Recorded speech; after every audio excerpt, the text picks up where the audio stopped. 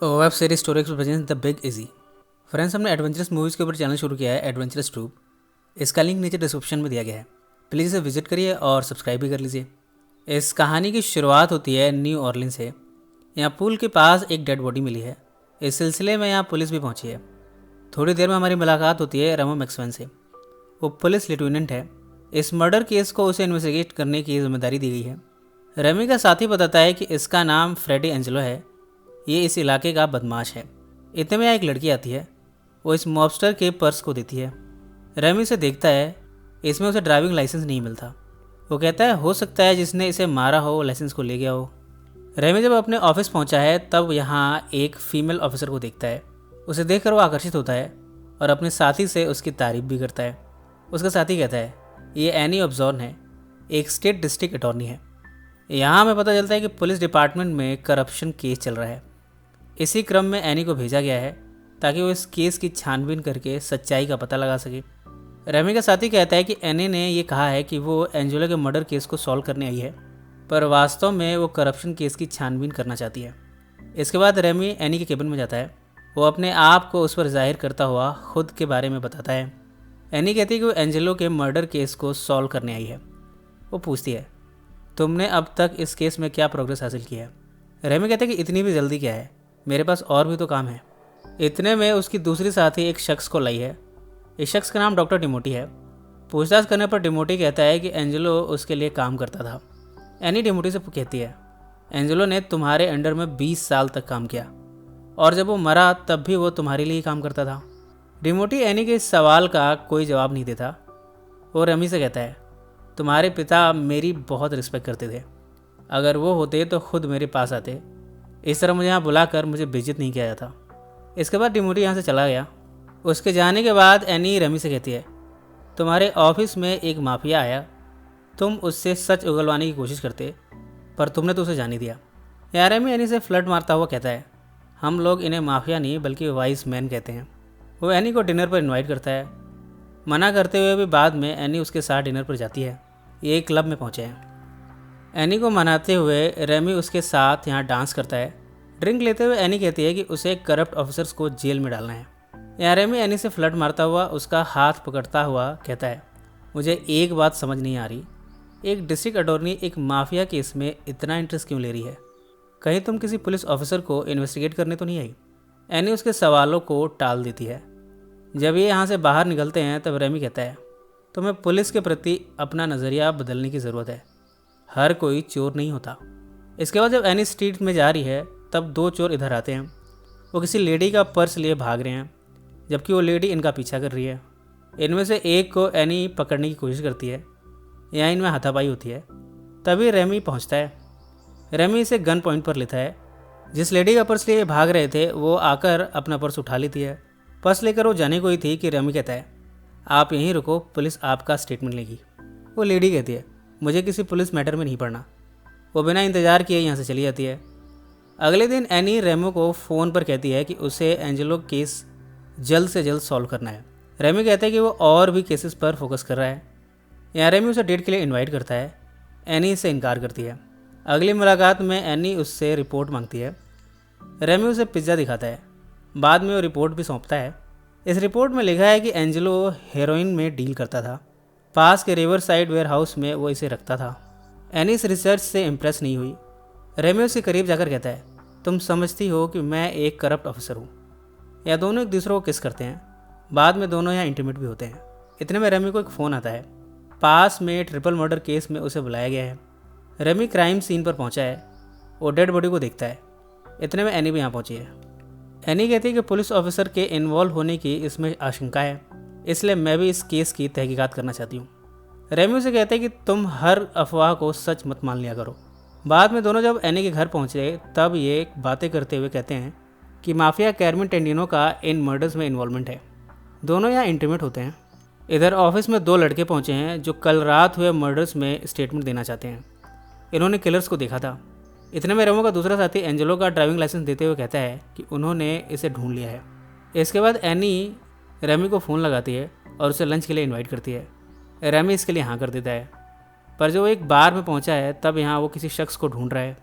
जब यहाँ से निकलता है तब कुछ लोग उस पर गन तान देते हैं। इधर एनी उसका इंतज़ार कर रही है। वो रेमी के ऑफिस फ़ोन लगाती है। उसे पता चला है कि रेमी तो घंटों पहले ऑफिस से निकल गया है। ये जानकर एनी को हैरानी हुई है। इधर रेमी को अरेस्ट किया गया है। उसे कुछ पैसे लेते हुए पकड़ा गया। उसका साथी उसे इस बारे में पूछता है। रेमी कहता है कि उसे सेटअप किया गया है, उसे फंसाने की कोशिश की जा रही है। उसका साथी कहते हैं कि जल्द ही वो इस केस में उसे डिफेंड करेगा। सभी एक वीडियो देख रहे हैं। इसमें रेमी सामने वाले से कह रहा है कि वो सब कुछ संभाल लेगा। इसके बाद सामने वाला शख्स उसके पॉकेट में हाथ डालता है। ऐसा लगता है जैसे वो रेमी को ब्राइब दे रहा है। इस केस की सुनवाई शुरू होती है। यहाँ पुलिस डिपार्टमेंट ने रेमी के लिए एक नामी वकील नियुक्त किया है। वकील नॉट गिल्टी प्लीड करता है। जज केस की सुनवाई के लिए अगली डेट तय करती है। इस दौरान अगर रेमी को सस्पेंड रखा गया तब उसकी रेपुटेशन खराब होगी। इस केस की तारीख जल्द से जल्द होनी चाहिए। यहाँ हम देखते हैं कि रेमी के अपोजिशन में लॉयर है एनी। वो स्टेट की तरफ से केस लड़ेगी और रेमी से बेल के लिए $50,000 की मांग करती है। रेमी का लॉयर कहता है कि एक गवर्नमेंट सर्वेंट भला इतने सारे पैसे कहाँ से लाएगा। इसके बाद जज के द्वारा बेल अमाउंट $500 तय किया जाता है। बाद में रेमी का लॉयर लमैर कहता है हमारा केस बहुत वीक है, उनके पास वीडियो टेप भी है। रेमी कहते हैं कि उसने कुछ भी नहीं किया। इसके बाद रेमी अपने भाई से मिलने जाता है। यहाँ दोनों ड्रिंक लेते हैं। अगली सुबह रेमी की माँ उसे मिलने आई है। यहाँ वो लॉयर लमार से मुलाकात करती है।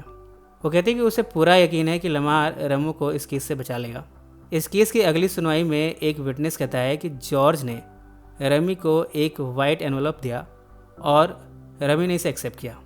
अगला विटनेस भी कहता है कि पुलिस अक्सर उससे ब्राइब लेती है और उसे ये देना पड़ता है अपना बिजनेस चलाने के लिए। जब रेमी की बारी आई तो उसने कहा मुझे जॉर्ज ने 8 $50 के बिल्स दिए थे, मैंने कोई ब्राइब नहीं लिया। एनी कहती कि अगले दिन वो एक टेप पेश करेगी जिससे रेमी अपराधी साबित हो जाएगा। इसके बाद हम देखते हैं कि वेयर हाउस को ब्लास्ट से उड़ा दिया गया है। रेमी के साथ ही उसे फ़ोन करके बताती है कि वेयर हाउस कैरविन टेनिनो का था, इस ब्लास्ट में वो भी मर गया। रेमी इस क्राइम सीन पर पहुंचता है। बाद में एनी भी यहाँ आती है। यहाँ में पता चलता है कि पुलिस डिपार्टमेंट के ऑफिसर्स ने मिलकर रेमी के खिलाफ एविडेंसेस को इस ब्लास्ट में डिस्ट्रॉय करा दिया है। अब जब रेमी के खिलाफ कोई सबूत नहीं है तो उसे इस केस में बरी कर दिया गया है। रेमी की इस जीत को पुलिस डिपार्टमेंट एक पार्टी देकर सेलिब्रेट करती है। यहाँ काफ़ी लोगों की गैदरिंग होती है। यहाँ एनी भी आती है। बाद में रेमी की माँ एनी से मिलकर कहती है कि उसने रेमी पर झूठे आरोप लगाए हैं। इधर रेमी गिटार बजाकर अपनी जीत सेलिब्रेट कर रहा है। ये सब देखकर एनी इमोशनल होती है। रेमी एनी से डांस करने की रिक्वेस्ट करता है। एनी उसके इस ऑफ़र को एक्सेप्ट करती है। यहाँ एनी उससे कहती है तुमने ब्राइब लिया, फिर अपने आप को बेकसूर साबित करा लिया, तुमको ये सब मजाक लगता है। इसके बाद एनी भावुक होते हुए यहाँ से चली गई। रेमी अपने साथी ऑफिसर से मिलकर कहता है मेरा नाम विडो और ऑर्फन फंड से हटा दो। उसी फंड के सिलसिले में मैंने बिल्स एक्सेप्ट किए और मुझे कोर्ट पहुँचना पड़ा। बाद में सभी ऑफिसर्स एंजेलो केस को डिस्कस करते हैं। इन्होंने पाया है कि एंजेलो कभी भी 20 या 30 किलो हेरोइन से कम क्वांटिटी में डील करता ही नहीं था।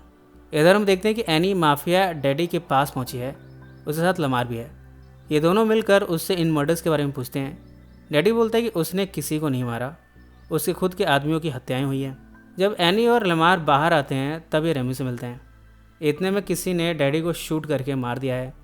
रेमी उस कार का पीछा करता है। बाद में रेमी एनी को कन्फ्रंट करते हुए कहता है तुम क्या जानती हो एंजेलो मर्डर केस के बारे में। यहाँ रेमी ये नोटिस करता है कि जो कार आई थी वो पुलिस की अनमार्क्ड कार है। इसे काफ़ी हद तक साबित होता है कि पुलिस की इन्वॉल्वमेंट है इस केस में। एनी कहती कि एंजेलो को मारने वाले भी अनमार्क्ड पुलिस कार में ही आए थे। रेमी कहते कि उसने ये इन्फॉर्मेशन पहले क्यों नहीं बताई। एनी ने कहा कि उसे पुलिस पर ही शक है, तो भला वो पुलिस को ये सब क्यों बताएगी। यहाँ रेमी को एहसास हुआ कि उसने अब तक इस केस में गलतियाँ की हैं।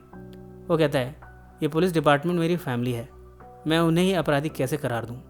एनी कहती कि ये सब किलर्स हैं, मेरे पास एक आइडिया है जिसे हम सभी क्रिमिनल्स को सज़ा दिला सकते हैं। हमें उन मरे हुए लोगों को न्याय दिलाना चाहिए। इसके बाद हम देखते हैं कि एनी सर्च वारंट लेकर पुलिस ऑफिस पहुंची है। यहाँ वो अपने पोजीशन के तहत सर्च करती है, पूछताछ करती है। ये उस अनमार्क कार को जाकर भी उसके फिंगरप्रिंट्स चेक करने का आदेश देते हैं। यहाँ से काफ़ी सारी फाइलों को लिए यहाँ से निकलते हैं। रेमी के घर पर ये सभी फाइल्स को रीड करते हैं। काफ़ी माथापच्ची करने के बाद भी इन्हें कुछ नहीं मिला। रात को एकदम से रेमी का भाई बॉबी आता है। अगली सुबह जब ये उठे हैं तब रेमी एनी के करीब जाता है। अब तक बॉबी घर से निकल चुका है। इतने में गन शॉट की आवाज़ आती है। रेमी जाकर देखता है कि किलर्स ने उसके भाई को शूट कर दिया है। रेमी और एनी उसे पुलिस वैन में लिए हॉस्पिटल पहुंचे हैं। यहाँ रेमी का बॉस जैक भी है। यहाँ पता चलता है कि बॉबी अब खतरे से बाहर है। रेमी जैक से पूछता है कि आखिर पुलिस डिपार्टमेंट में कौन है जो ये सब कर रहा है। वो जैक पर अपना गुस्सा भी उतारता है। जैक कहता है कि इन सब में मेरा हाथ नहीं है, तुम मेरे फैमिली जैसे हो। यहाँ बातों बातों में जैक इस बात को एक्सेप्ट करता है कि हाँ, वो हेरोइन में डील करता है। एंजेलो, उस ट्रिपल मर्डर, डैडी, इन सब की हत्या में उसका हाथ है। वो कहता है तुम्हारे पिता ने बहुत पैसा बनाया और वो उस खूबसूरत लड़की से शादी कर बैठा जिसे मैं पसंद करता था। तुम अपना शेयर ले लो और इन सब से अलग हो जाओ, मुझे तुम्हारी माँ चाहिए। रेमी उस पर हावी होता है। इतने में रेमी की माँ एनी के साथ बाहर आती है। जैक यहाँ से भाग जाता है। बाद में रेमी एनी से बताता है कि जैक ने उसके लिए काफ़ी कुछ किया है, उसे प्रमोशन भी उसी ने दिलाई है। एनी चाहती है कि वो जैक के खिलाफ एक्शन ले। रेमी कहता है एनी, ये सिस्टम है, हम सिस्टम से नहीं लड़ सकते।